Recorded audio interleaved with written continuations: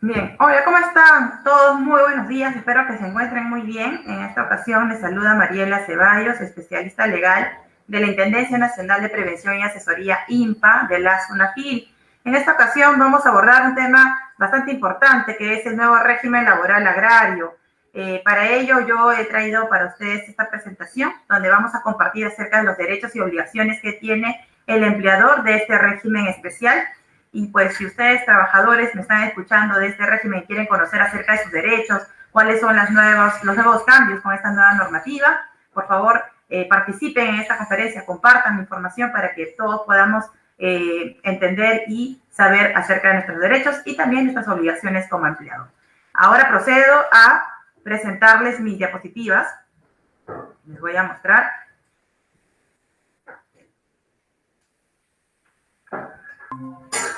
Bien, tenemos el nuevo régimen laboral agrario.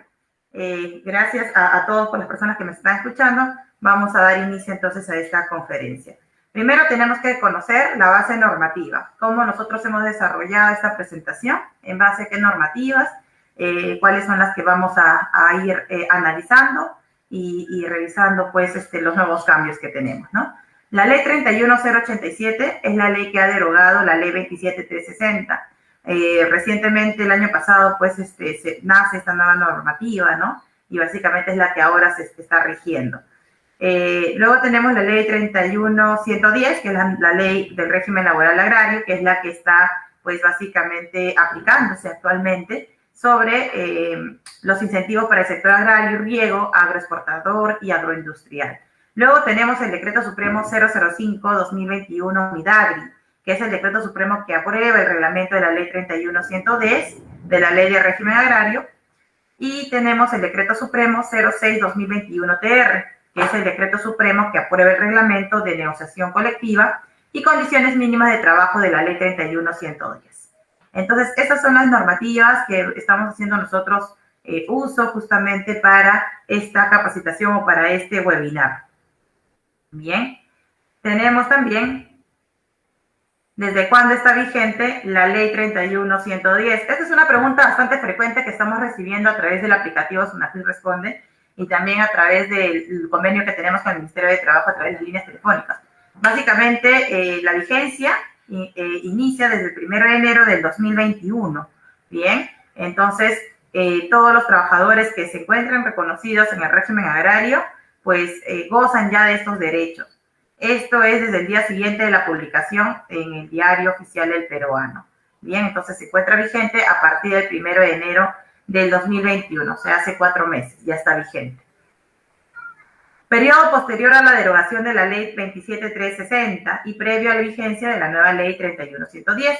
Como ustedes recordarán, antes la ley de régimen agrario estaba pues regulado a través de la ley 27360. Pero como entró en vigencia la nueva ley 31110, es la que actualmente nosotros como empleadores debemos aplicar y nosotros como trabajadores conocer nuestros nuevos derechos laborales. ¿Han variado? Sí, hay algunas cositas nuevas que se están aplicando que ustedes deben conocer y lo vamos a ver ahora en esta presentación. Las relaciones laborales del sector agrario estuvieron regidas por las normas de régimen laboral general de la actividad privada, por el tubo 728.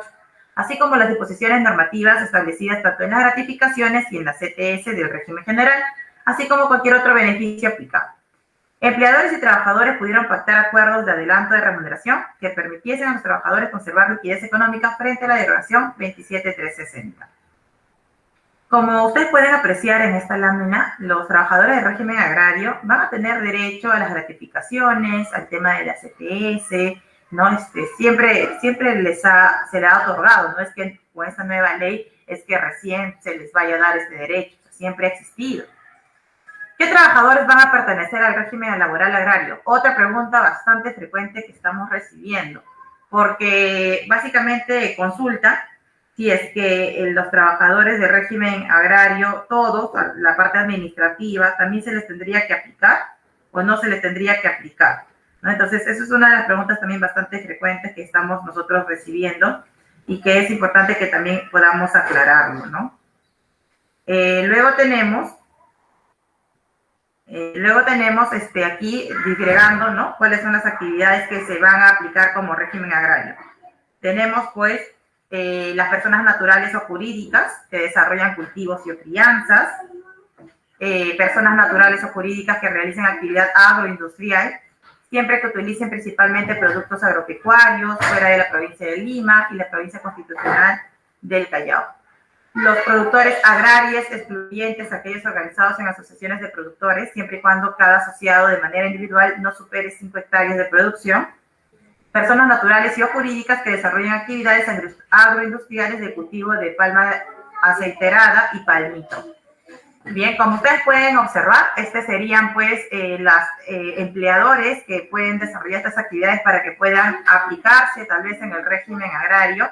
Y pues básicamente nosotros como empleadores debemos saber si es que se aplica o no, porque si no vamos a generar contingencias. ¿Qué sucede si yo como empresa no sé, no he leído la normativa o el reglamento y considero que soy régimen laboral agrario? Estoy de repente vulnerando derechos a los trabajadores, sí, porque si no formas parte de estas actividades que se están indicando en esta lámina o en lo que indica la normativa, podemos generar una grave confusión para el empleador, ¿no? Entonces, por eso es importante siempre revisar la ley y el reglamento, y ahora que el reglamento solamente ha sido publicado hace un par de semanas, también conocerla y poder aplicarlo de manera adecuada. Siempre que los ingresos netos por otras actividades no comprendan el artículo 2 de la ley, que no superen el 20% del total de sus ingresos netos anuales. Esto es en los dos primeros supuestos, ¿no? De las personas naturales jurídicas que vayan a desarrollar justamente cultivos o crianzas, o actividades agroindustriales, siempre que utilicen principalmente productos agropecuarios, ¿no? Entonces, a esto hacemos nosotros referencia. ¿Qué más tenemos nosotros aquí? ¿Quiénes están excluidos del régimen laboral agrario? Importante también, bastante importante saber quiénes van a estar excluidos. Aquellas empresas que se dedican a actividades agroindustriales relacionadas con el trigo, tabaco, semillas oleaginosas, aceites y cerveza. Bien, esta es una actividad que se encontraría pues totalmente excluida. Como también productores agrarios asociados bajo cualquier forma jurídica, tales como asociaciones, comités, cooperativas, siempre y cuando de manera individual no superen los 5 hectáreas de producción. El personal de las áreas administrativas y el soporte técnico de las empresas. Esto, como yo les venía comentando, preguntas muy frecuentes es esto: ¿soy una persona que debe comprenderse en el régimen agrario o régimen general? ¿No? Y nos indican sus puestos de trabajo. El reglamento se desarrolla un poquito más, porque seguramente en la ley, como hemos podido observar, solamente habla de aquellos que son del área administrativa, ¿no? Pero aquí en el reglamento ya nos desarrolla más y nos dice lo siguiente: quienes son del área administrativa, como por ejemplo, que realizan funciones de gestión, de dirección, el área contable, los profesionales de recursos humanos, el área de logística como bienes y servicios, almacén, ventas, abogados, asesorías, asistentes administrativos, secretarios, entre otros, siempre y cuando estas funciones que ellos realizan para el cual han sido contratados no se realice principalmente en los campos o plantas de la empresa. Bien, entonces aquellos que se encuentren en esta área administrativa que acabamos de mencionar, porque así lo dice el reglamento, van a poder ser considerados, ¿no? Como régimen de la actividad privada, 728. Pero si es que estos puestos se encuentran en el campo o en las plantas de la empresa, ahí sí no se le va a poder aplicar el régimen de la actividad privada, sino como el régimen laboral agrario, ¿no? Entonces, recordemos esto porque es una de las preguntas bastante frecuentes que recibimos y que nosotros tenemos que también tenerlo bastante claro. Bien. Luego tenemos los que son de soporte técnico, porque en la ley veíamos el área administrativa y soporte técnico, pero ¿quiénes son? Ok, en el área de soporte técnico el reglamento también nos aclara este punto. Nos dice aquellos trabajadores que desarrollen funciones de instalación, mantenimiento preventivo, correctivo de equipos informáticos, maquinarias, instalación de gestión de sistemas de información y entre otros. Independientemente si se da sus funciones en el campo, en la planta, en la oficina. En este caso no existe una excepción específica para este tipo de puestos. Pero como puede observar en las áreas administrativas, sí te pone como condición, ¿no? Que básicamente sea, no sea en campo ni en planta. Porque si no, ahí podríamos tal vez considerar como un régimen agrario. Importante este punto, sí, claro que sí, es bastante importante porque nos aclara lo que la ley en principio no lo desarrollaba tanto, ¿no? Esto ya lo vemos desarrollado en el reglamento. Los trabajadores de personas naturales o jurídicas que se encuentran en dichos supuestos van a estar regulados por la actividad privada 728, ¿no? Por el decreto legislativo 728, aprobado por el decreto supremo 003-97-TR. Recuerden que esa es la normativa que se regula justamente para el tema de contratación, para el tema de los beneficios, pero del régimen general, ¿no? Básicamente. ¿Qué derechos laborales los asisten? Ok, el empleador va a pagar todos los derechos laborales que se encuentran comprendidos en el decreto legislativo 728, ¿no? Según el tipo de contrato, porque hay varios tipos de modalidades de contratación. Recuerden que puede ser indeterminado, contrato sujeto a modalidad o contrato a tiempo parcial, ¿no? Entonces, cualquiera de la modalidad contractual que nosotros vayamos a utilizar, pero estos trabajadores que se encuentran en área administrativa o soporte técnico debidamente, obviamente, que clasifiquen para ser 728, van a tener todos sus derechos laborales, ¿no? Que básicamente sería la gratificación en el mes de julio y en diciembre, el pago de la CTS en el mes de mayo y noviembre, el tema de los pagos también que se otorgan en las oportunidades que según indica en la actividad privada de manera general, ¿no? Entonces, básicamente estamos hablando aquí del área administrativa y del soporte técnico. Bien, entonces nos dice que no importa la modalidad contractual, ¿no? Indeterminado, plazo fijo, tiempo parcial, pero siempre que realicen lo que había mencionado como área administrativa y como soporte técnico, ¿no? Hay que revisar muy bien antes de su aplicación. No importa la duración tampoco, no importa si sea pues indeterminado, como les mencionaba, o que tenga un contrato de 6 meses, 7 meses, ¿ok? Eso es lo que vamos nosotros a tener claro. Contratación. Bueno, ya hemos explicado un poco, básicamente para los que son del área administrativa o soporte técnico, ya nos ha dejado claro que se aplicaría el régimen de la actividad privada 728, pero hoy, como vamos a hablar acerca del régimen agrario, vamos a ahondar un poco más para los trabajadores que se encuentran en este régimen. Se puede suscribir contratos a plazo indeterminado o plazo fijo, tales como intermitentes o de temporadas u otras modalidades que se ajusten a sus necesidades. Es importante que ustedes sepan que cuando un empleador decide contratar a un trabajador de carácter temporal, haciendo uso de los contratos sujetos a modalidad, el empleador tiene que justificar la causa objetiva de la contratación, tiene que fundamentar. Bien, no solamente es que escoja al azar un contrato intermitente o un contrato de temporada, no. Para eso el empleador tiene que haber conocido lo que nos dice la normativa de cuál es su adecuada aplicación por cada situación. Bien, pero ahora en la ley y reglamento de régimen agrario nos trae este tema del tipo de contratación, ¿no? El tema de las preferencias de esta manera. A ver, nos dice lo siguiente: cuando el trabajador es contratado por un mismo empleador en la misma línea de cultivo por 2 o más plazos que en conjunto superen los 2 meses, en un periodo de 1 año, va a tener el derecho de la preferencia para ser contratado. Bien, entonces en este primer cuadrito nos está aclarando de que si yo he sido un trabajador de régimen agrario, me contrató mi empleador un mes para un tiempo determinado que es por 1 mes, y bueno, terminó, ¿no?, la cosecha, el cultivo, y ahora pues me fui de la empresa, pasó un tiempo, menos del año, ¿no? Básicamente, y realicé otro servicio más, ¿no? Entonces, si en conjunto yo supero los 2 meses en el periodo de 1 año, yo voy a tener derecho a preferencia, que a mí me vuelvan a contratar, bien, a este trabajador.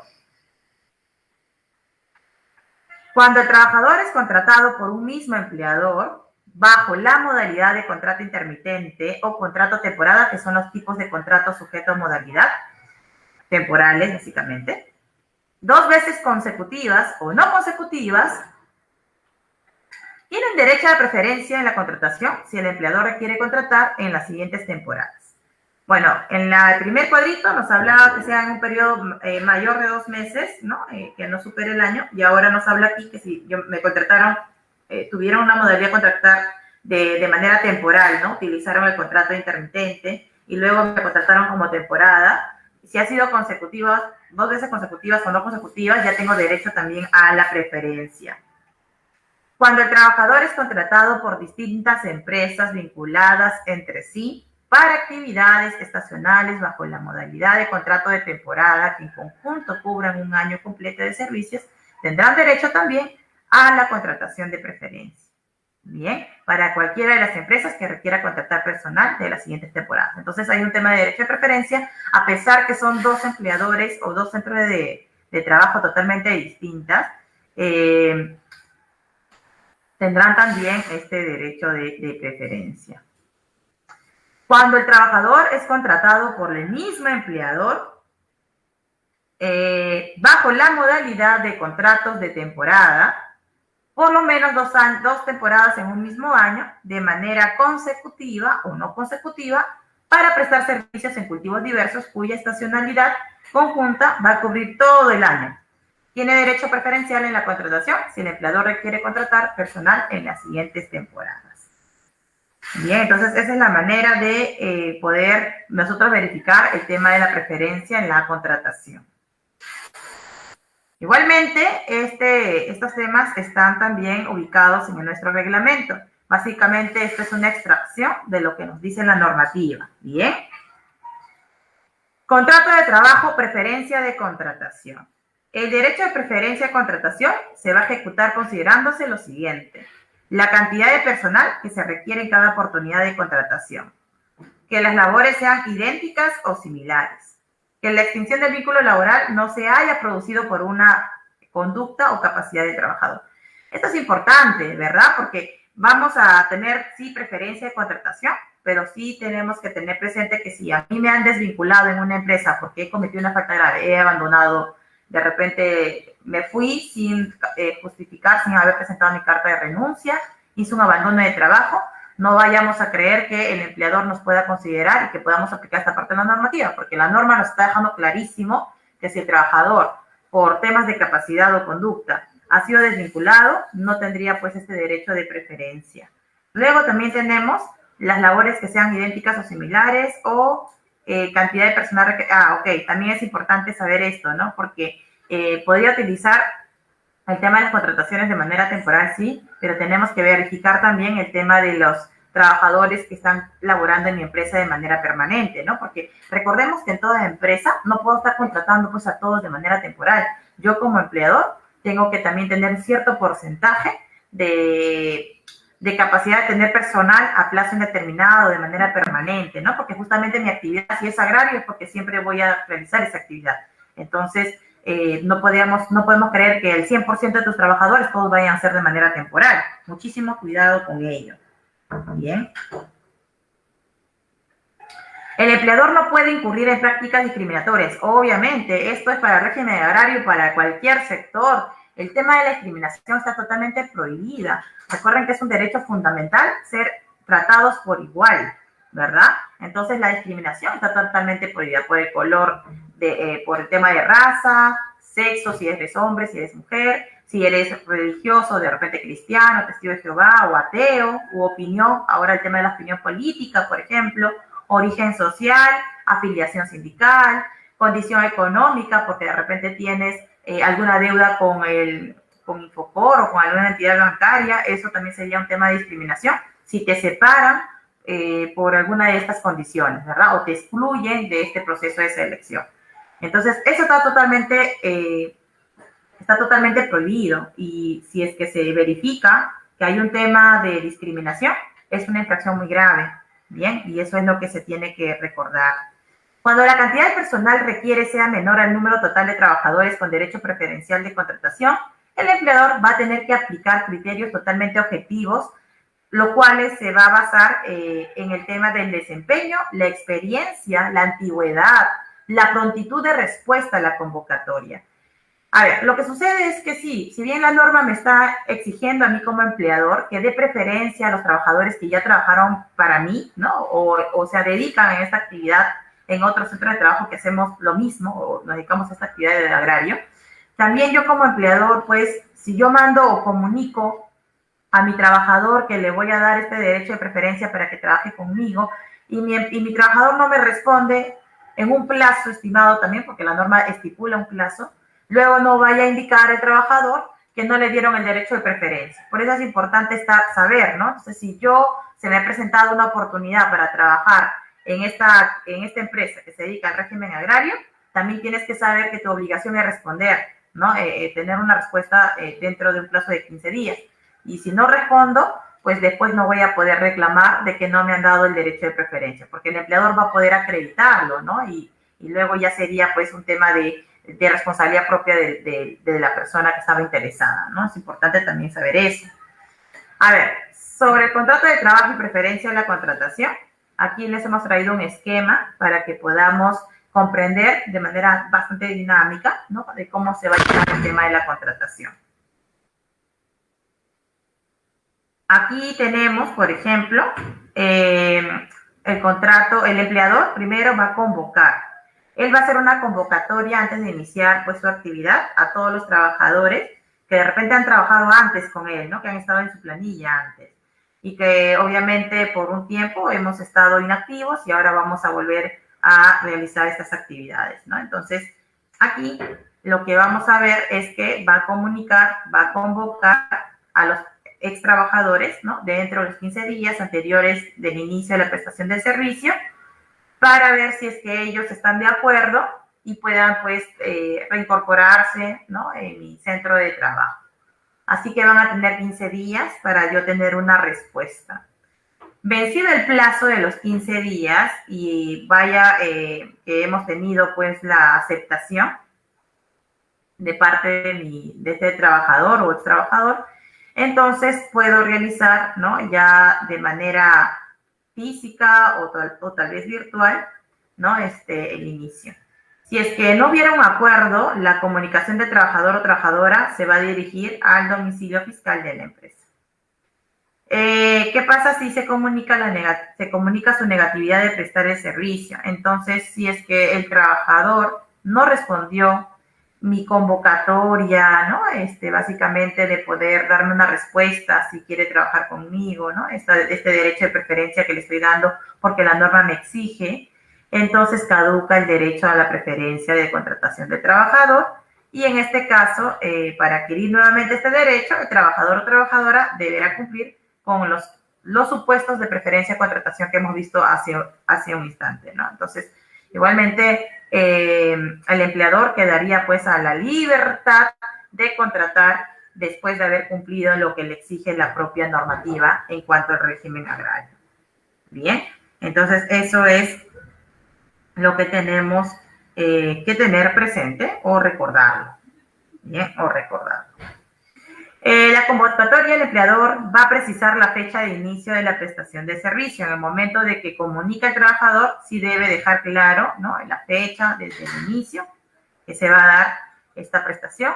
Se va a realizar en la forma que se acuerden las partes y esto a través de los soportes digitales, ¿no? Porque sabemos que ahorita estamos viviendo un estado de emergencia y además es válido también que los documentos laborales se puedan llevar, ¿no? A través de los medios de soportes físicos. A falta de acuerdo, dicha convocatoria se va a dirigir al último domicilio que ha consignado el trabajador y trabajadora. Si ustedes trabajadores o trabajadoras o ex trabajadores o ex trabajadores o trabajadoras me están escuchando, recuerden que ustedes tienen la obligación de siempre mantener actualizado su domicilio, porque su ex empleador va a tratar siempre en algún momento de comunicarse y se va a comunicar con la información que ustedes hayan proporcionado. Si se cambian de domicilio, si van a radicar en otro lugar, etcétera, siempre es importante actualizar esa información, ¿bien? Para que ustedes puedan ser notificados a cualquier cambio o justamente estas convocatorias que serían una gran oportunidad para ustedes, ¿no? Sobre la jornada de trabajo, recordemos que no puede exceder las 8 horas diarias ni 48 horas semanales. Y esto siempre ha sido así, porque esto es un derecho fundamental, ¿no? No puede excederse las 48 horas semanales. El tiempo trabajado que exceda la jornada diaria o semanal se va a considerar sobretiempo. Las horas extras se dan, sí, por supuesto, pero eso no significa que yo como empleador me vaya a aprovechar solamente en hacer que realices horas extras te pago por tus horas extras y con eso estoy cumpliendo con la normativa. Esto no es posible porque, recordemos que las horas extras son de carácter voluntario y solamente se aplica de manera excepcional. Así que no podríamos nosotros como empleador decir que cumplimos con la normativa porque le estamos pagando las horas extras. No, estaríamos incumpliendo la jornada máxima. Bien, entonces tengamos muchísimo cuidado. Entonces, las horas extras también van a tener derecho a las personas que se encuentran regulados por este régimen agrario. Bien, y siempre respetemos las 48 horas semanales. También tendremos el horario nocturno. También el reglamento y la ley de régimen agrario también ha dejado claro que va a existir la jornada laboral nocturna, que va a iniciar a las 10 de la noche y concluiría a las 6 de la mañana. Tiene algo particular este tema del horario nocturno, pues se debe aplicar la sobretasa del 35% de la remuneración mínima vital. La remuneración mínima vital actualmente es de 930 soles. Entonces, este trabajador que labore en este horario de 10 a 6 de la mañana no puede percibir una remuneración inferior, si ustedes sacan la sobretasa y lo suman, de 1.255.50 soles. ¿Ok? Entonces, pero si el trabajador ingresó a las 8 de la noche y se retiró a las 2 de la mañana, por ejemplo, bueno, en este caso, pues, hay un tema de horario diurno y un horario nocturno, entonces tendrían que sacarlo de manera proporcional, ¿verdad? Pero si el trabajador labora de 10 a 6 de la mañana o en ese horario, se le paga justamente con esta sobretasa. Hay que recordarlo siempre. Sobre las horas extras, las 2 primeras horas va a tener derecho a la sobretasa del 25% que equivale a su hora, según el cálculo de remuneración básica. La tercera hora en adelante se tendría que aplicar al 35%. El empleador y el trabajador podrán acordar compensar el trabajo prestado en sobretiempo con otorgamiento de periodos equivalentes al descanso. A ver, ¿qué ocurre si yo trabajo más, ¿no? Y genero horas extras? Y yo acordé con mi empleador que estas horas extras voy a gozarlo. Por ejemplo, hice 4 horas, ¿no? Y he decidido que el próximo miércoles me vaya a tomar las 4 horas. Mi empleador también está de acuerdo, lo hemos dejado por escrito. En ese sentido, tu empleador ya no tendría la obligación de pagarte esas 4 horas, porque lo estás compensando. Si no lo compensaras, sí te tendría que pagar, porque es tu derecho a que te paguen ese sobretasa. Bien. La indemnización por despido arbitrario también se señala aquí. En caso de despido arbitrario, le corresponde una indemnización de 45 remuneraciones diarias por cada año completo de servicio, con un máximo de 360 remuneraciones diarias. Las fracciones anuales se abonan por dosavos y treintavos. Bien, ocurre aquí que por ejemplo, si el trabajador de régimen agrario tiene, pues, 5 años trabajando en la empresa, por cada año se le va a otorgar 45 remuneraciones diarias. Vamos a suponer que su remuneración diaria sea, pues, una cifra que podamos multiplicar así rapidito, de 10 soles. Ya es un supuesto, solamente es un ejemplo. Vamos a poner que sea 10 soles, para que puedan ustedes entender. Entonces, 45 remuneraciones nos sale algo de 450 soles anuales, ¿verdad? Entonces se tiene que pagar por cada año 450. Si tiene 4 años, multiplicamos 450 por los 4 años. ¿Ven? Entonces así vamos a saber, ¿no?, de cómo se va a generar el cálculo de la indemnización por despido arbitrario. Pero el máximo es que reciba hasta 360 remuneraciones diarias, no más que esas. ¿Ven? No más que esas. Sobre la remuneración y beneficios sociales. La remuneración diaria equivale a la suma de la remuneración básica. Bien, las gratificaciones y las ETS divididos entre 30. A ver, la remuneración diaria básicamente es la suma de la remuneración básica más la gratificación y más las ETS. Si es que todavía no lo tenías.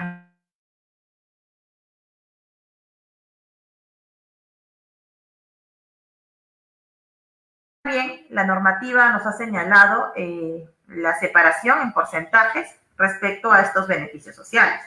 Tenemos, por ejemplo, la CTS y la gratificación. En el caso de la CTS, el porcentaje es de 9.72% de la remuneración básica. Y sobre la gratificación sería al 16.66% de la remuneración básica. Bien, entonces aquí ustedes le hemos traído un pequeño cálculo, ustedes lo pueden revisar, acá está, ustedes pueden ver remuneración diaria igual a remuneración básica más gratificación más CTS, dividido sobre 30. Luego tenemos la remuneración diaria. Aquí podemos observar ya en porcentajes para que ustedes también se puedan dar cuenta a cuánto equivale lo que sería pues el 30%. Bien. Luego, independientemente de la forma de pago de las gratificaciones, los trabajadores agrarios tendrán derecho a percibir una bonificación extraordinaria de acuerdo a la ley 30334, que se va a abonar de manera prorrateada conjuntamente con el pago de la remuneración diaria de manera periódica y en la misma oportunidad que se va a abonar la gratificación legal conforme a lo decidido por parte del trabajador o la trabajadora. Ahora, bien, a ver, les cuento un poco acerca de la bonificación extraordinaria, de qué trata. Lo que sucede es que siempre, antes, hace muchos años atrás, cuando el empleador otorgaba la gratificación, el empleador estaba obligado a tener que aportar a la salud. ¿Y cuánto aportaba a la salud? Pues aportaba lo que equivalía a la aportación del porcentaje, ¿no? Que sería el 9%. O sea, si, por ejemplo, un trabajador ganaba gratificación 1.000 soles, el 9% de la salud, que es régimen general, que es básicamente ese 9%, le tendría que dar en soles, ¿no? Que serían 90 soles, se lo iba a dar, aparte de la gratificación, al trabajador. Entonces, si tenía CPS, sería el 6.75%, ¿no? Eso es en el régimen general. Entonces, aquí también nos dice lo mismo, o sea, ustedes que sean de régimen agrario también van a tener derecho a esta bonificación extraordinaria de lo que ustedes perciban en tema de gratificación, el porcentaje correspondiente. Bien. Pago semestral de las gratificaciones y depósitos semestral. Bueno, como hemos visto en la lámina anterior, el pago de la CTS y la gratificación, esta es la primera alternativa de manera automática, ¿no? Que se tenga que incluir en la remuneración diaria. Sin embargo, también en el reglamento ha dejado la facultad que el trabajador pueda decidir. En este caso, el trabajador, no es que el empleador lo decida, sino el trabajador pueda decidir que su gratificación y su CTS puedan ser depositados en los plazos que se encuentran en el régimen de la actividad privada. De acuerdo al régimen de la actividad privada, en cuanto al tema de la gratificación, se depositan los primeros 15 días del mes de julio y los primeros 15 días del mes de diciembre. Entonces, si el trabajador estaría de acuerdo y quiere que se dé de esa manera, entonces le va a comunicar por escrito y de manera virtual o de manera presencial, desde iniciado el vínculo laboral, comunicar su decisión, ¿no? De que quiera hacer estas aportaciones de estos pagos de los beneficios a través de los plazos que sean estipulados para el régimen de la actividad privada o régimen general. ¿Ok? Entonces, sí podría darse, sí, se podría dar porque la norma lo faculta siempre que el trabajador o trabajadora lo solicite. La decisión puede modificarse posteriormente por acuerdo de las partes, en cuyo caso esta modificación entra en vigencia desde el primer día del mes siguiente, aquel que se acuerde el cambio, la oportunidad de que acuerden las partes. ¿Qué ocurre si, a pesar que mi trabajador quiera hacer el cambio y me lo comunique después del plazo que se ha establecido en la normativa? A falta de comunicación, se va a corresponder con el pago de la forma prorrateada, es decir, se va a incluir en la remuneración diaria, lo que habíamos visto en esta lámina, ¿no? Se tendría que sumar para que se dé en la remuneración diaria. Entonces, eso es importante que sus trabajadores sepan. Ahora, nosotros como empleadores, de repente, una buena práctica sería que le podamos comunicar a su ingreso a los trabajadores que tienen esta opción.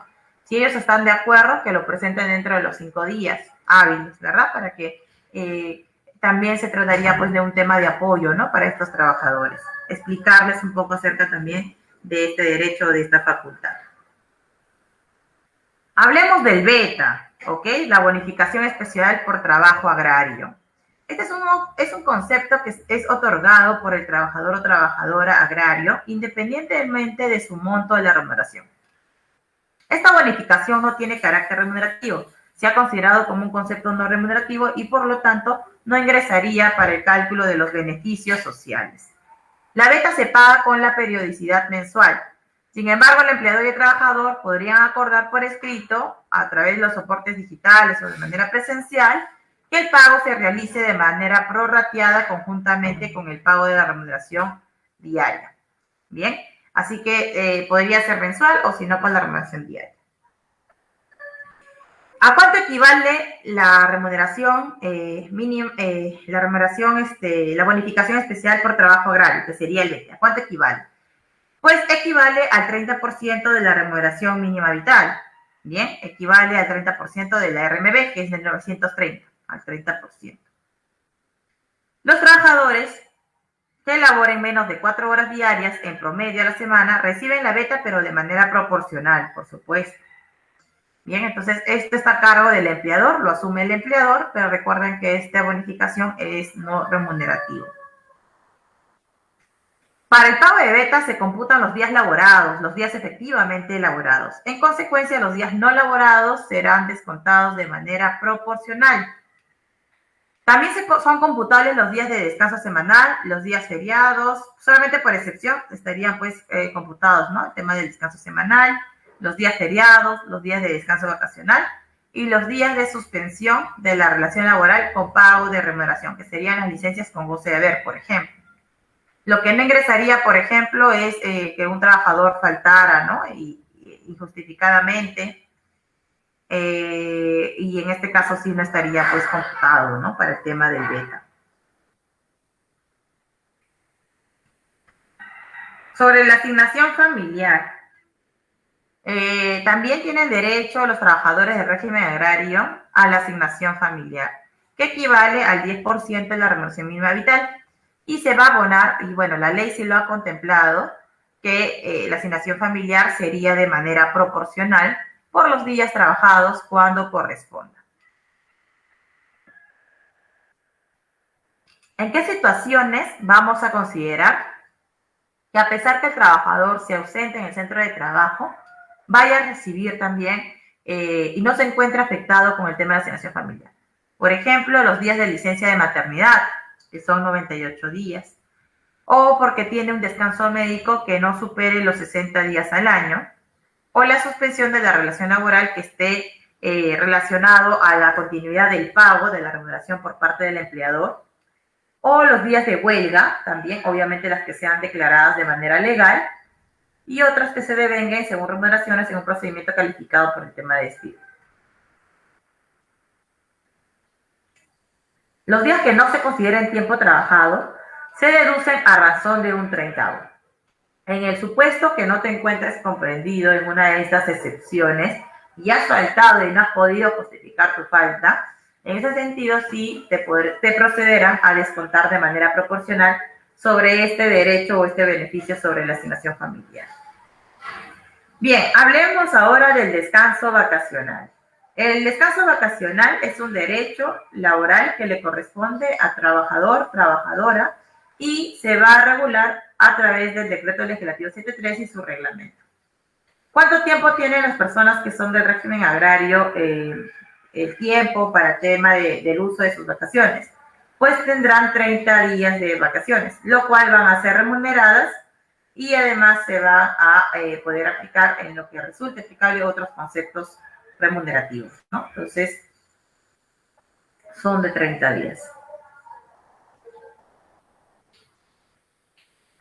Cuando la ratificación legal y la CTS se separan o depositan en la oportunidad que se establece en las respectivas disposiciones sobre la materia, la remuneración vacacional será equivalente a la remuneración básica y demás conceptos remunerativos que le fueran aplicables. Bien, esto es cuando lo depositan en lo que establece las disposiciones, ¿no? Y si fuera prorrateado, como es mensual, sería de esta manera, ¿no? De 30 días, remuneraciones diarias y demás otros conceptos de manera proporcional por esos 30 días. Sobre el descanso vacacional, es de manera proporcional, que corresponde de acuerdo al contrato a tiempo indeterminado, o los cuales los periodos de inactividad se consideren suspensiones de contrato de trabajo sin pago de remuneraciones. Entonces será de manera proporcional. En este caso, el término de una temporada o servicio intermitente procede el goce del descanso vacacional de manera proporcional a los meses y los días trabajados. Tuviste un contrato de 4 meses y 15 días, entonces tus vacaciones te corresponderán por esos 4 meses y esos 15 días que has estado elaborando. Bien, la remuneración vacacional se otorga a razón de 8.33% de la remuneración básica como meses que hubiera elaborado el trabajador, siempre que la gratificación y la CTS se paguen y se depositen en la oportunidad que corresponda según la normativa general aplicable. Toda fracción se va a computar por 30avos. Bien, por 30avos. Sobre récord, trunco e indemnización. El cálculo del récord trunco se genera al momento del término del vínculo laboral, lo cual van a generar en proporción, ¿no?, a los meses, días trabajados. Bien, cuando hablamos de la indemnización vacacional, también van a tener derecho a poder reclamar esta indemnización vacacional, ¿no?, si es que no lo gozara en el año que les corresponde, en el periodo que les corresponde, que sería una remuneración por el trabajo realizado, que ya básicamente está reconocido, y una remuneración por el descanso vacacional adquirido y no gozado, y una indemnización equivalente a una remuneración por no haber disfrutado del descanso. Esta indemnización no estará sujeta a descuentos de aportación, contribución u otro tributo. Bien, entonces recordemos que el monto de las remuneraciones será el que se encuentre percibiendo en ese momento el trabajador en el momento que se vaya a efectuar el pago. Es importante conocer nuestros derechos de régimen agrario, por supuesto, ¿no? Ahora ya vamos aclarando cuáles son mis derechos como trabajador o trabajadora. Respecto a la participación de utilidades, la normativa ha señalado que se va a dar un porcentaje en ciertos periodos. Por ejemplo, entre el año 2021 al 2023 se va a otorgar al 5%. Bien, entonces si este año que es 2021, si usted está trabajando ya en un régimen agrario, para el próximo año la participación de utilidades que se va a otorgar será del 5%. Desde el año 2024 al año 2026, el porcentaje será de 7.5%. Y a partir del año 2027 será al 10%. Es importante que ustedes sepan que vamos a tener derecho a la participación de utilidades siempre que la empresa haya generado renta de tercera categoría y que tuviera más de 20 trabajadores en la planilla electrónica. Bien, y si es que como ustedes tienen un régimen que es muy variable, que no podemos pensar que todo el año se va a mantener la misma cantidad de número de trabajadores, pues se va a promediar en los últimos 12 meses. Además, los que están trabajando en el régimen, en los que están trabajando en la actividad privada, en el área de soporte técnico, en el área administrativa, y se preguntarán cómo va a ser la figura para ellos en el tema de utilidades, se les va a incluir en esta ocasión para el tema de las utilidades de acuerdo al porcentaje. Bien. Solo en caso de los trabajadores que estén recibiendo derecho a esta participación de utilidades con otras condiciones totalmente distintas a las que se ha señalado con esta nueva ley, con este nuevo reglamento, la normativa se indica que la que más te genere beneficio es la que se va a tener que aplicar o la que más se va a poder optar. ¿Qué está prohibido? Ya hemos visto la parte que nosotros queríamos saber acerca de nuestros derechos, cuáles eran nuestros beneficios sociales, pero ahora vamos por parte del empleador que también debe saber qué situaciones está totalmente prohibido que podamos nosotros realizar. Por ejemplo, el tema de la intermediación y la tercerización.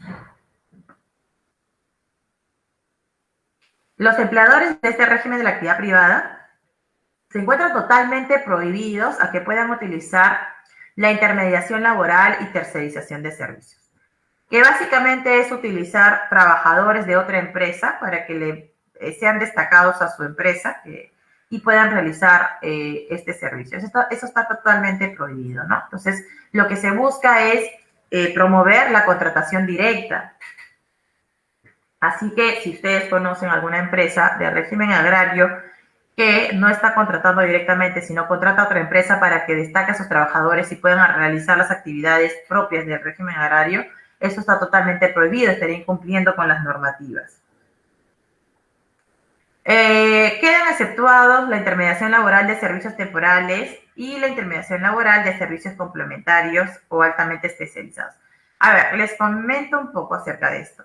Lo que sucede es que en la intermediación se divide por tres tipos, ¿bien? Hay una intermediación que es la complementaria, perdón, las especializadas, que básicamente son pues servicios profesionales, ¿no? Que van a otorgar ciertas actividades auxiliares o secundarias que no son vinculadas con la actividad principal, pero que exige un alto nivel de conocimientos, tanto técnicos, científicos, o que sea calificada, ¿no? Entonces, ellos estarían exceptuados para que la empresa de régimen agrario tendría la posibilidad de poder contratar. También los servicios complementarios, también, por ejemplo, si en el caso que tuviera una empresa que de repente requiere de régimen agrario y requiero tener a alguien de vigilancia, ¿no? Entonces, busco a una empresa que me pueda brindar este servicio de vigilancia o de limpieza, tal vez. Entonces, en ese caso yo podría aplicar, sí, porque no está realizando la actividad principal, que es la que yo me dedico al tema de cultivos, ¿no? Cosechas, etcétera. Pero me brindan el servicio justamente de limpieza y de vigilancia, que no es la que que no es mi actividad principal, ¿no? Que no es eso, sino que yo voy a tener este servicio. Entonces, eso sí tampoco estaría prohibido. Y aquellos servicios temporales, como es, por ejemplo, el destaque temporal de trabajadores para labores temporales como el de contratos de suplencia, los contratos ocasionales, ¿no?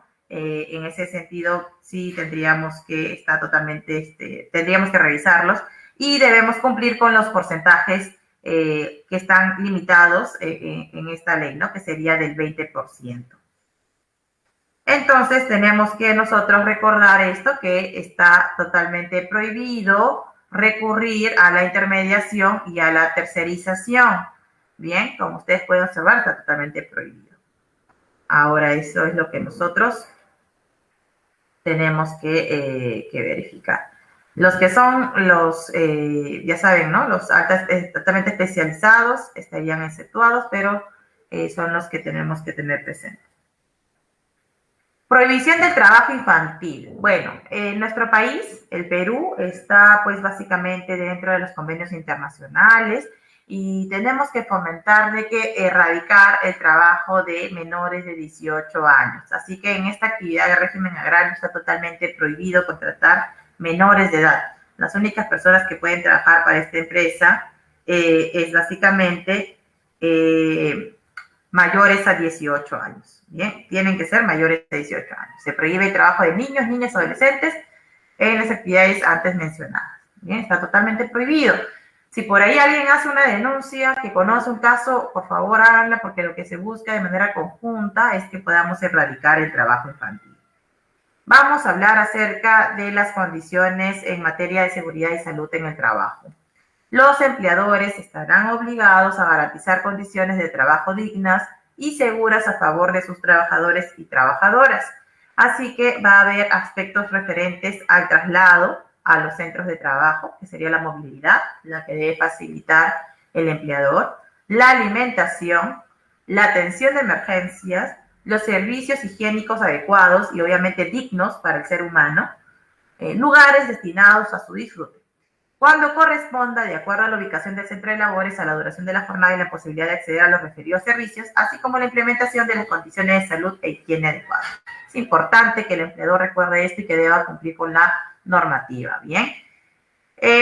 Sobre las condiciones mínimas de trabajo, sobre el tema del traslado, cuando no existe servicio de transporte público para el traslado de los trabajadores y no es posible que estos se puedan trasladar por sus propios medios, porque de repente la planta, el fondo puede ser bastante lejos, no en la ciudad.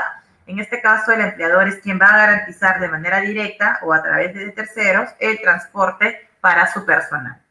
El cumplimiento de deber de prevención es que el empleador garantice que en el traslado haya condiciones de seguridad, respetando la cantidad máxima de personas que se van a trasladar, y obviamente está totalmente prohibido utilizar camiones y que las personas vayan paradas, ¿no? Porque en este caso sí la estoy poniendo en riesgo. Imagínense un accidente. Estas personas pueden verse bastante afectadas. Por eso es que tenemos que utilizar la movilidad para el transporte de personas, no utilizar un transporte donde llevo carga, mercadería. Bien, eso está totalmente prohibido, no son las condiciones idóneas que se esperan. Durante la vigencia de este estado de emergencia sanitaria, en el traslado que se proporciona el empleador a sus trabajadores, se deben observar todos los protocolos o medidas de bioseguridad para evitar la propagación del COVID. Bien, y esto está establecido en la Resolución Ministerial 475-2020 MTC. Así que debemos recordar esto, porque finalmente son nuestras obligaciones. Otras condiciones mínimas que debe tener en cuenta el empleador son sobre los comedores y la alimentación. ¿Cuáles son las características del comedor? A ver, debe ser permanente o temporal, debe proteger al trabajador en condiciones climáticas adversas, estar delimitado e identificado, contar con condiciones mínimas de higiene, iluminación, ventilación, estar dotado de mesas o tableros adecuadamente cubiertos, sillas, bancas, agua limpia para el aseo de las manos y rostro de la ingesta de alimentos, ubicarse lo suficientemente alejado de las áreas donde se apliquen productos agroquímicos o donde se almacenen productos peligrosos a fin de evitar contaminación de los alimentos. En ningún caso el trabajador puede consumir sus alimentos durante la ejecución de sus labores. Asimismo, durante el horario de refrigerio, el consumo de alimentos no puede realizarse en lugares de trabajo. ¿Okay? Hay que tenerlo presente. Así que el empleador tendría que implementar un comedor para que estas personas puedan ingerir sus alimentos en las mejores condiciones laborales. Bien, la alimentación, los alimentos que el empleador pueda proporcionar a sus trabajadores serán considerados como condición de trabajo en función a la actividad de los trabajadores que ellos realizan. Se van a tomar los documentos técnicos emitidos por el Centro Nacional de Alimentación y Nutrición, que se llama CENAN, del Instituto Nacional de Salud u otras fuentes de información que cumple con la misma finalidad. Bien, entonces ya sabemos que el empleador tendrá como parte de sus obligaciones en el régimen agrario proporcionar estas características del comedor y obviamente dentro, ¿no?, del marco saludable, digno de la persona. Bien, ya saben que está totalmente prohibido es que tus trabajadores estén almorzando, comiendo, ¿no?, en su mismo lugar de trabajo. Bien, tenemos que nosotros darle las condiciones porque estamos tratando de personas. Condiciones mínimas sobre el tema también de la hidratación y las áreas de descanso. Sobre la hidratación adecuada, el empleador va a garantizar el suministro de agua potable para el consumo humano durante toda la jornada de trabajo. Además, se debe cumplir con los estándares, ¿no?, o la calidad de acuerdo al reglamento de la calidad de agua del consumo humano aprobado por el Decreto Supremo 031/2010 SA. Además, debe estar bajo la disposición de los trabajadores. Ellos también tendrían derecho a tener bebederos ubicados en lo que les permita poder ser hidratados. Y esto debe ser de manera constante, porque recuerden que las personas que están en el régimen agrario, ¿no?, estos trabajadores están expuestas en su mayoría al sol, ¿no? Entonces necesitan ser hidratados. Y eso es lo que nosotros como empleadores tenemos ese compromiso, porque ya en la normativa expresamente se contempla como una obligación. Área de descanso. Durante la jornada de trabajo, el empleador va a facilitar zonas de descanso a la sombra para sus trabajadores. Si por la forma de organización de la jornada de trabajo el trabajador se encuentra obligado a pernoctar en el centro de trabajo, el empleador está obligado a proporcionar un lugar adecuado para estos fines. Importante, ¿verdad? Mucho esta normativa se está preocupando a través de los trabajadores porque está muy bien, ¿no? Imagínense no tener estas condiciones. Estas personas pueden adquirir, pues, enfermedades, por ejemplo, estar comiendo en un lugar donde no es adecuado, no hidratarse de manera adecuada, ¿no? Entonces, esa es la finalidad, que el empleador cumpla con estas condiciones y así cada vez, pues, mejoramos una mejor calidad a los colaboradores, ¿no? Los servicios higiénicos también es importante, tiene que ser de uso individual o colectivo, puede ser fijo o puede ser portátil. Lo más importante es que estos servicios sean higiénicos, estén iluminados, limpios. Bien, pueden ser independientes o pueden ser separados. ¿Cuál es el número mínimo de los aparatos sanitarios? Va a depender del número de trabajadores. Miren, aquí hay un cuadrito que a ustedes les puede servir bastante para que sepan cuántos necesitan. ¿Ok? Entonces, vean aquí, por ejemplo, si tienes de 1 a 9 trabajadores, necesitarías un inodoro un lavabos, una ducha, un urinario y un bebedero. Si es de 10 a 24, suma un poco más los puntos, ¿no?, en cada uno de ellos. Si son más de 30, por cada 30 adicionales, perdón, cuando son más de 100 y se agrega más de 30 adicionales, se adiciona un punto más en cada uno de ellos, ¿no? Este cuadrito bastante interesante porque nos permite ya saber cuánto es lo que yo debo implementar o aplicar. Bien, está dentro de los estándares. Centro de trabajo que califiquen como edificaciones o habilitaciones urbanas. Este tipo de número de aparatos sanitarios es definido por un ingeniero sanitario colegiado. Bien, no te pide diplomado, sino colegiado y aprobado además del Comité de Seguridad y Salud del Trabajo, que esté respectivo dentro del centro de trabajo, ¿no? Considerando la proporcionalidad respecto al aumento o disminución de trabajadores. Mediante resolución ministerial, el Ministerio de Trabajo se aprueban y precisan los criterios técnicos para su aplicación. Así que vamos a estar a la espera de lo que se puede emitir por parte del Ministerio. En aquellos lugares donde no sea factible colocar servicios higiénicos fijos o portátiles, el empleador concede a los trabajadores los permisos necesarios para ausentarse de su puesto de trabajo y trasladarse a un lugar donde estén ubicados los servicios higiénicos más cercanos, sin que el tiempo invertido sea descontado de su remuneración. Así que ya sabemos que nos tendrían que dar facilidades los empleadores cuando estemos en este supuesto. ¿Qué otras condiciones de trabajo se van a otorgar? Duchas y vestuarios, uso y mantenimiento de maquinarias, equipos y herramientas, factor de protección solar y dotación de equipos de protección solar, equipos de protección personal. Bien, si hablamos de duchas y vestuarios, siempre que por la naturaleza de las funciones usen productos químicos tóxicos según la ficha de datos de seguridad, el empleador va a implementar estos ambientes destinados al aseo a los trabajadores. Bien, así que importa mucho la función que estos vayan a realizar. En caso de mantenimiento y maquinarias, equipos y herramientas, el empleador adopta las medidas de seguridad y salud de trabajo para el uso y mantenimiento de estas máquinas. Bien, factor de protección solar.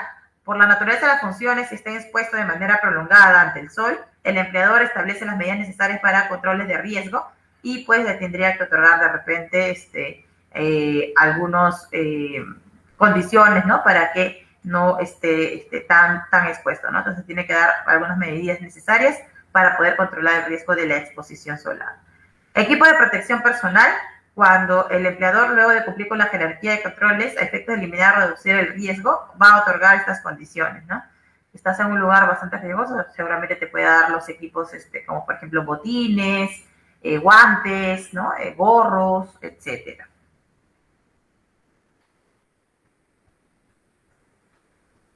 A ver, veamos también las condiciones de las trabajadoras, en el caso de las mujeres. Bueno, la normativa ha señalado que se debe capacitar. Hay una capacitación obligatoria que se debe cumplir a sus trabajadores, que hable acerca de los estereotipos de género, prevención y sanción del hostigamiento sexual laboral, y prevención y atención de violencia familiar contra las mujeres y los integrantes del grupo familiar. Entonces, se necesita una capacitación al inicio de la relación laboral.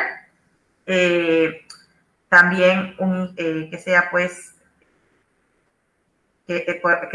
dirigido, ¿no?, a los supervisores, a los capataces, a los ingenieros, ¿no? Otra capacitación anual dirigida también al personal de dirección o a los mandos medios, como son los supervisores, capataces, ingenieros.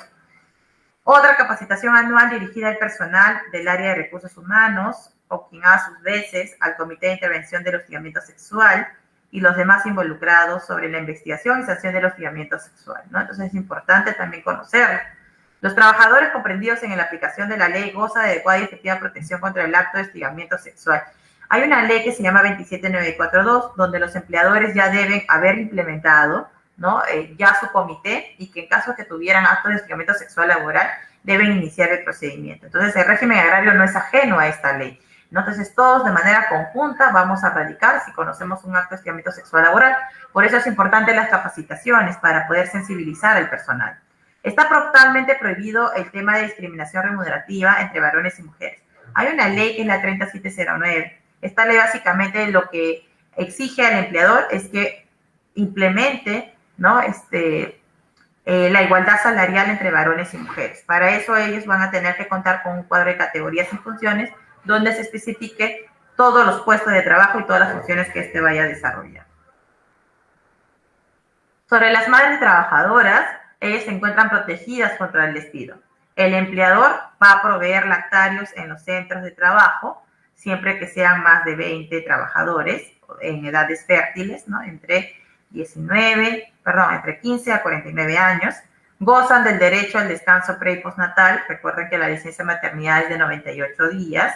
Tienen permiso de lactancia materna. Si es que fuera hasta que el menor tuviera 1 año, van a tener 1 hora de permiso para poder ausentarse, y esto ya será acordado con el empleador. Protección en situaciones de riesgo, por supuesto que sí. Ellas no pueden estar expuestas, ¿no?, a químicos que pueda generar un perjuicio al concebido o a la leche materna también, por ejemplo. Tendrán derecho al subsidio de maternidad y lactancia, por supuesto, pero también deben cumplir con algunos requisitos que nos indica las prestaciones económicas de salud, ¿no?, en el régimen agrario, ¿ok? Esta protección es aplicable también a trabajadoras durante el periodo de prueba. El 1 de abril o el 2 de abril, en este mes de abril, al inicio de la semana, se emitió la ley 31.152, que modificó el decreto legislativo 728, donde nos hace referencia a que las trabajadoras que están en periodo de prueba o que se encuentran gestando o en periodo de lactancia con una modalidad contractual de tiempo parcial, gozan de esta protección. ¿Y qué ocurre si es que nosotros como empleadores la desvinculamos? Bueno, básicamente esta trabajadora o esta trabajadora va a poder llevar por la vía judicial indicando que se trata de un despido nulo, ¿no? Y aparte podría indicar también pedir una reposición, ¿no?, para su puesto de trabajo. Entonces, es un despido nulo si es que yo como empleador tomo esa decisión de desvincular a una trabajadora que se encuentra en estas dos situaciones, o embarazo o por lactancia.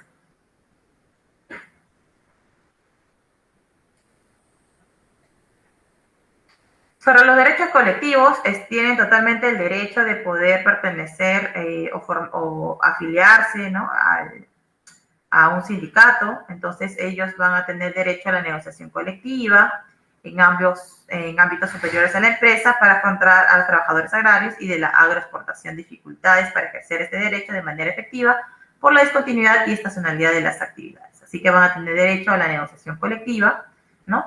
Y en caso de que el empleador obstaculice mi derecho, que es un derecho fundamental, constitucionalmente protegido, será una infracción muy grave. Así que la SUNAFIL podría fiscalizar a aquellos malos empleadores que obstaculicen de que ellos puedan formar parte de un sindicato. Bien. El foro sindical comprende la totalidad de miembros de los sindicatos en formación desde la presentación de la solicitud de registro y hasta 3 meses después del registro, o aquellos miembros de comisión negociadora de un pliego petitorio hasta 3 meses después de concluido el procedimiento de la negociación colectiva, así como los demás supuestos que están previstos en la Ley de Relaciones Colectivas de Trabajo. Mediante convenio colectivo, un mayor periodo de protección del foro sindical para los trabajadores y un mayor número de trabajadores amparados por el foro sindical por su sola condición de afiliado a una organización sindical. Bueno, ya saben que el sindicato está protegido constitucionalmente por las normativas, así que nadie me podría prohibir, ¿no?, poder aplicarlo.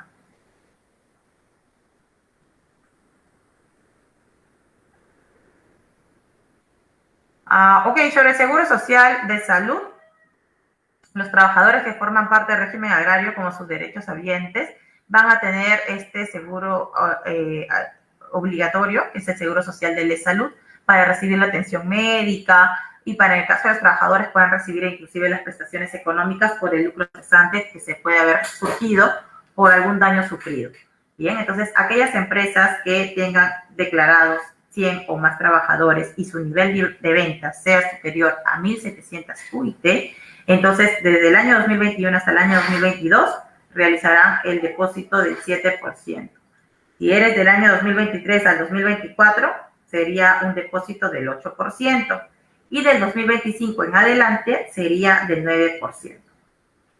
Así que se está llevando de manera progresiva, como pueden observar. Pero aquellas empresas que son menores de 100 trabajadores o su nivel de venta sea inferior a 1.700 UITs, entonces aportarán el 6% del 2021 hasta el año 2027. Y a partir del 2028 en adelante aportarán al 9%. Bien, ahora, ¿por qué es importante esta parte? Recordarlo. Bueno, esta es una obligación por parte del empleador, pero a mí como trabajador, ¿de qué manera por qué suma mucho a la importancia? Porque hace un momento hablábamos de la gratificación y también les había mencionado sobre la bonificación extraordinaria.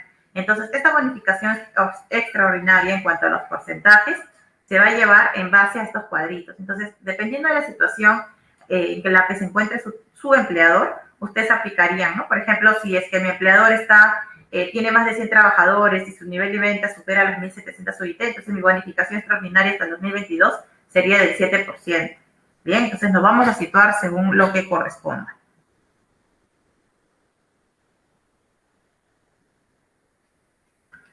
Seguridad social en salud. Bueno, en caso de los trabajadores agrarios que a la fecha de su contratación han estado en el SIS, no perderán su cobertura en esta última durante el periodo de carencia a la salud. Así podrán recobrar de modo automático su afiliación al SIS en la oportunidad que su contrato de trabajo y el periodo de latencia de la salud culmine. Entonces, ¿esto qué quiere decir?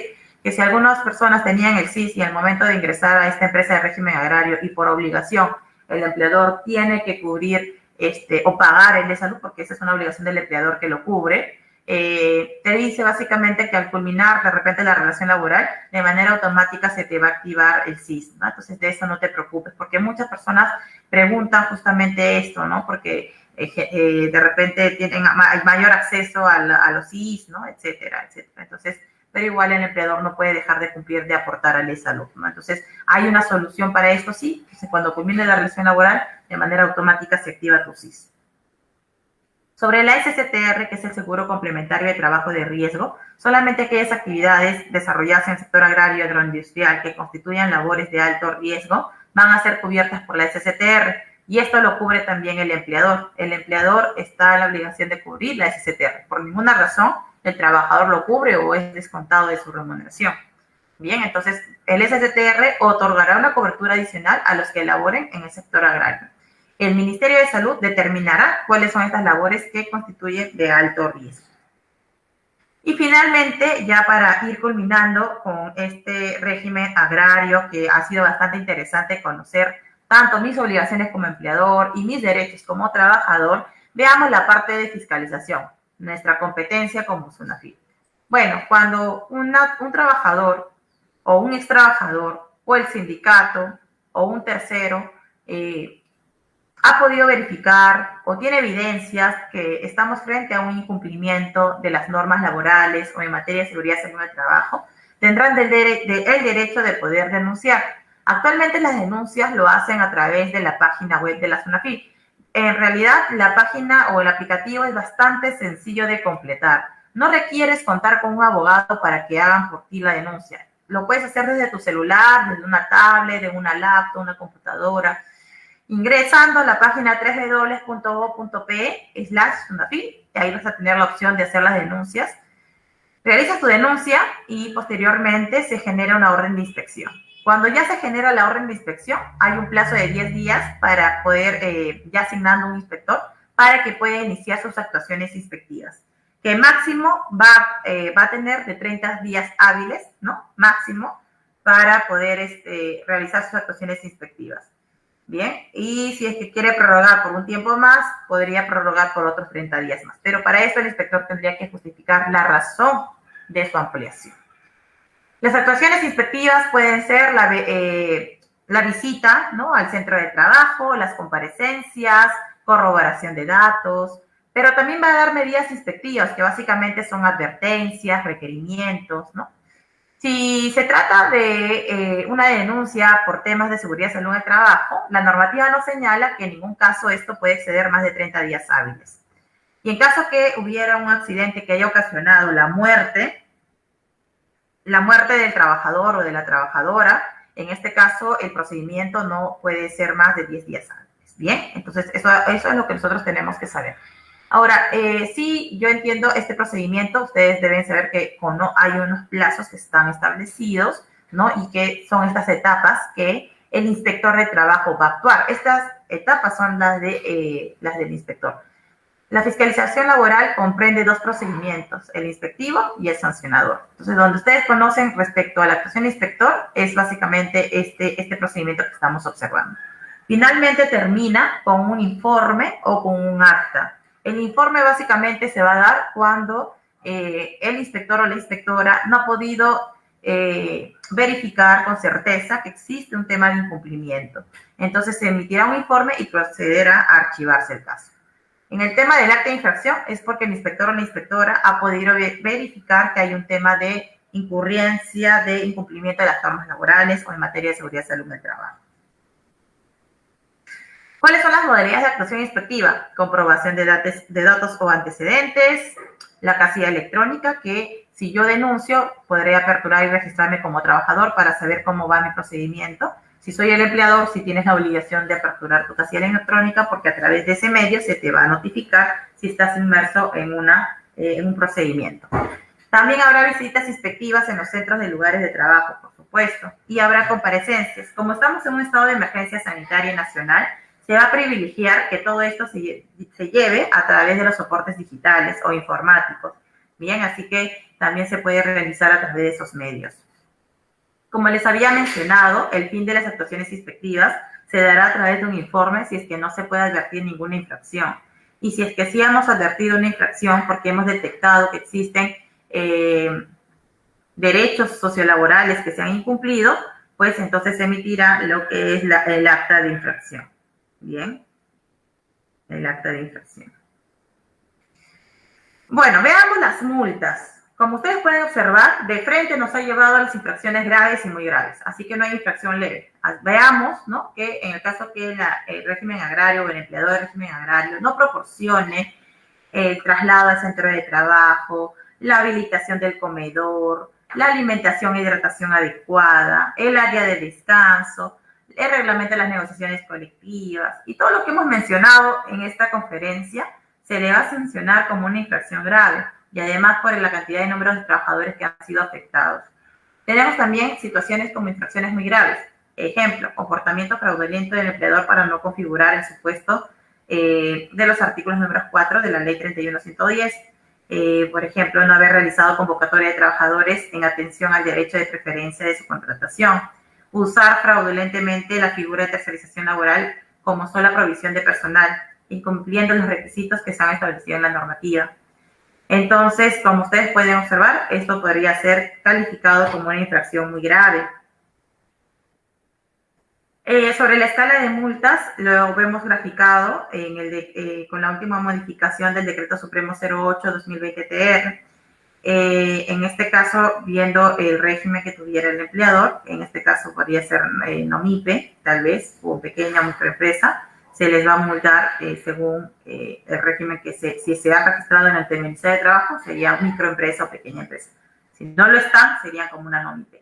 Y aquí lo hemos convertido en soles. Entonces, como yo les he explicado cuándo es una situación leve, grave, muy grave, primero saben qué régimen laboral tiene el empleador. Vamos a suponer que somos una NOMIPE.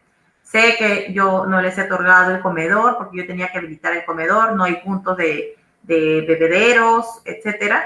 Será una infracción grave. Entonces me sitúo como NOMIPE, grave. ¿Cuántos trabajadores tengo? Bueno, tengo 102 trabajadores. Ok, entonces la infracción que te podrán interponer será de 34.000 soles. No es la infracción más grave o la infracción más alta, no, se van a emitir las infracciones por cada incumplimiento que hayas cometido. Así que es mejor cumplir con las normativas. El cumplimiento nos hace más formal, el cumplimiento hace que mis trabajadores se sientan contentos en mi empresa y trabajen también con las mismas ganas que yo espero de ellos, ¿no? Entonces es importante que nosotros como empleadores cumplamos con lo que dice la normativa, así evitamos la informalidad. Bien, evitemos la informalidad, evitemos estar en este tipo de situaciones de un procedimiento inspectivo de trabajo, que yo creo que ninguna de las personas que me está escuchando como empleador quisiera estar en esta situación, ¿verdad? Entonces, estemos bien con nuestros trabajadores para que haya un buen clima laboral, para que todos estemos contentos. Muy bien, ya hemos terminado con esta capacitación sobre el régimen agrario. Aquí les dejo los datos sobre la casilla electrónica para aquellos que son empleadores. Aquí tienen la página web también. Aquellos que son trabajadores también se pueden registrar porque si han hecho una denuncia, quieren dar seguimiento, lo pueden hacer aquí para que sean notificados y sepan en qué situación estén. Igualmente, les dejo nuestras redes sociales y a la par también cómo pueden comunicarse con nosotros si tienen preguntas, dudas. Cuantas preguntas ustedes tengan, dudas que ustedes tuvieran y quieran ser resueltas o quieren saber en qué situación o cuál es la respuesta más idónea de repente para alguna duda que ustedes tuvieran, comuníquense con nosotros. Tenemos un aplicativo que se llama Sonafil Responde. Ingresan a la página web de la Sonafil, pueden hacer todas las preguntas que ustedes necesitan saber en el ámbito laboral, obviamente, ¿no? En el ámbito laboral, y van a tener respuesta por parte de nuestros consultores laborales que son especialistas en la materia. Al igual, si ustedes no quieren mandarlo por escrito, quieren hacer sus llamadas y quieren comunicarse directamente con un especialista, los invito a llamar a la línea gratuita 0800-16872, donde ustedes pueden hacer todas las preguntas que necesiten y van a ser atendidos con los abogados laboralistas, bastante bien preparados, ¿no? Entonces, bueno, conmigo muchísimas gracias. Quien les ha acompañado en esta capacitación es Mariela Ceballos, y ahora voy a atender algunas preguntas que se han realizado. Bien, denme un minuto, por favor. Voy a leer a sus preguntas. Hola, Luis Sánchez. ¿Los que trabajamos dentro de la planta seguiremos considerados como agrarios?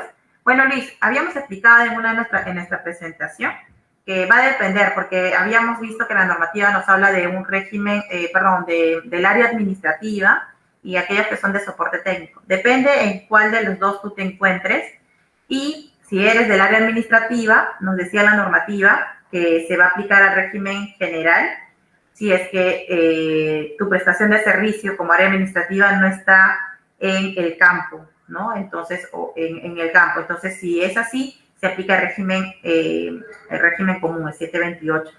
En cambio, en el tema del soporte técnico, no importa si estás en el campo o en la oficina, se te va a aplicar el régimen de la actividad privada 728. Bien, muchas gracias, Luis. Bien. Jessica Pachas, ¿y quién fiscaliza los malos sindicatos? Bueno, en ese sentido, Jessica, en el caso de no estar de acuerdo con lo que a veces los sindicatos, pues, hubiera de repente algún conflicto o no estén atendiendo las quejas de sus trabajadores afiliados, podrían, pues, simplemente enviar de repente una carta notarial al propio sindicato, ¿no? Para que mejore la conducta o pueda establecerse alguna conversación, ¿no? O si no, podrían impugnar ya por la vía judicial, ¿no? Para que se pueda revisar el caso. La SUNAFIL fiscaliza a los empleadores, no fiscaliza al sindicato. La SUNAFIL fiscaliza a los empleadores que no cumplan con las normas laborales, ¿bien? Pero no el hecho de que un sindicato no respalde o no considere las opiniones de sus afiliados significa de que ustedes no puedan, pues, tomar medidas o acciones que correspondan, ¿no? Entonces, la primera sugerencia es tal vez llegar a una comunicación antes de llevarlo tal vez a otras vías, ¿ok? Entonces, es la sugerencia que te podría dar. Julia nos dice, ¿la asignación familiar es proporcional al día de asistencia? Sí, Julia, justo lo habíamos comentado, ¿no? La asignación familiar está sujeta, puede ser de manera proporcional. Si tienes un trabajador que ha faltado injustificadamente, a esta persona le vamos a descontar un 30avo. Bien, sí es de manera proporcional porque en la normativa expresamente lo ha indicado de esa manera.